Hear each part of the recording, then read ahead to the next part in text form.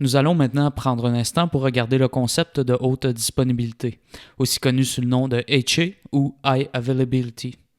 Ne soyez pas mélangés si je dis l'acronyme HA souvent. C'est simplement un diminutif pour signifier la haute disponibilité. Ce concept est très important à comprendre pour offrir et configurer des environnements hautement disponibles quand nous déployons nos charges de travail dans le cloud public. Avant de se lancer directement dans la haute disponibilité, nous devons comprendre le principe du SLA, connu sous le terme anglais de Service Level Agreement ou encore sous le terme français de contrat de niveau de service. Un contrat de niveau de service est une entente entre l'entreprise fournisseur de services cloud et le client, promettant un niveau de performance adéquat et de temps de disponibilité d'un service spécifié. Vous entendrez probablement parler du terme SLA quand vous déployez un service ou une application pour une équipe de développeurs, par exemple. Il est commun que les équipes d'architectes ou d'infrastructures demandent aux développeurs quels sont les niveaux de SLA désirés. En d'autres termes, combien de temps est-ce qu'un service ou une application peuvent être interrompus sans causer de pertes majeures pour l'entreprise? La plupart du temps, vous aurez un SLA de 99,99% de garantie. Vous devrez donc monter une architecture qui prend en compte les demandes des équipes de développeurs afin d'offrir un SLA adéquat et optimal. Voici quelques règles concernant le SLA que vous devrez incorporer dans vos analyses. En premier, il est important de définir le SLA pour chaque système qui compose l'application ou le service. L'un des plus gros problèmes est souvent le manque d'une carte ou d'une liste des dépendances applicatives. Vous pourriez par exemple avoir des dépendances internes autant qu'externes dont l'application a besoin pour fonctionner correctement. Même si vous êtes la personne ayant fait l'architecture de l'application, vous pourriez ne pas connaître ces dépendances applicatives pour la dite application. Il est donc important d'inclure les personnes de vos équipes dans l'établissement des SLA et des cartes des dépendances. En second lieu, nous avons l'identification d'un single point of failure ou d'un point commun de panne possible.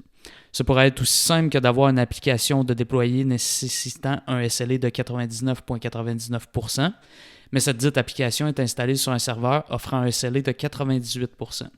Dans ce cas, le single point of failure serait le SLA du serveur hébergeant l'application.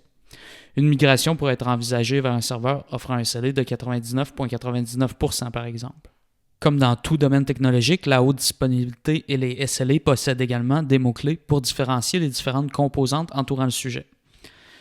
Donc, les mots-clés du HA et du SLA. En premier, nous avons le MTTR, qui est pour Mean Time to Recovery. Cet acronyme définit en fait la moyenne de temps pour qu'un service particulier reprenne après une panne.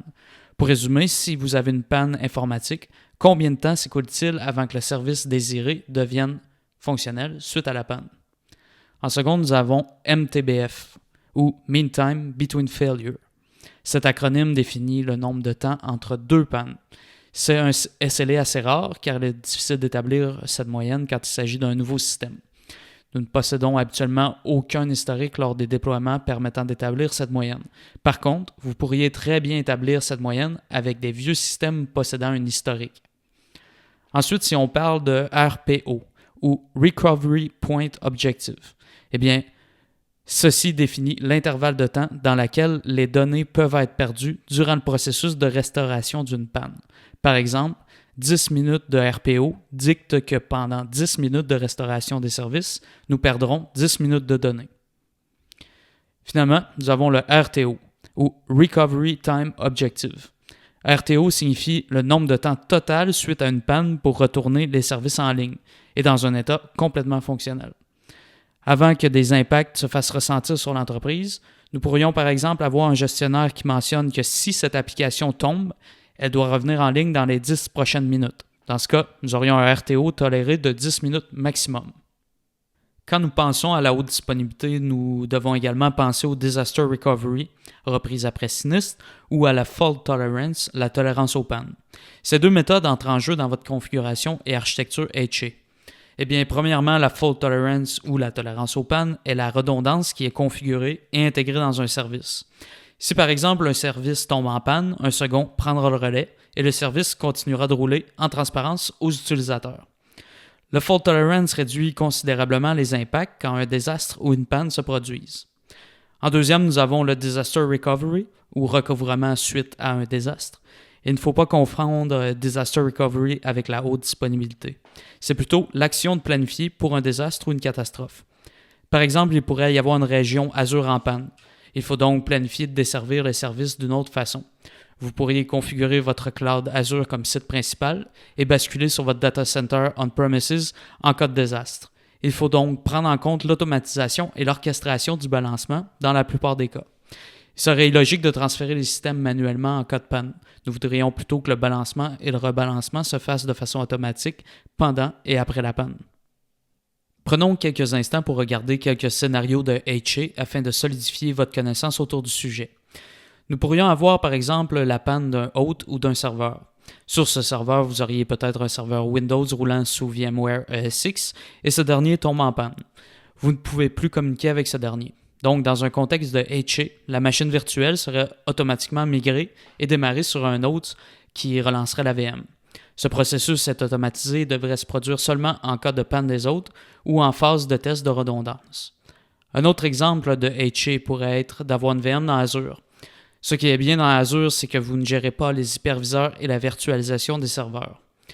Mais que feriez-vous si le hôte géré par Azure tombait en panne, par exemple une panne physique? Eh bien, vous êtes responsable de gérer la haute disponibilité. Dans ce cas, vous pourriez utiliser une solution fournie par Azure telle que le Availability Set ou le Availability Zone pour augmenter la disponibilité. Vous pourriez par exemple déployer 2 VM dans différentes Availability Zones. Ces 2 machines virtuelles seraient donc séparées dans 2 zones géographiques complètement différentes et sur des hôtes complètement différents.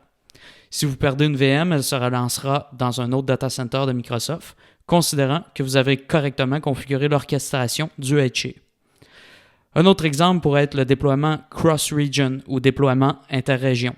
C'est par exemple une application qui est déployée dans une configuration pouvant être hautement disponible dans plusieurs régions ou dans plusieurs data centers Azure. Quand un service est en état de panne dans un data center de Microsoft, eh bien le trafic continue de fonctionner en étant dévié dans une seconde région Azure. En utilisant le Traffic Manager, eh bien, vous pourrez procéder à ce type de manipulation dans Azure. Il est possible d'avoir quelques impacts de performance en changeant de data center. Donc finalement, l'important à retenir quand nous parlons de haute disponibilité est de conserver les services fonctionnels en respectant les SLA établis.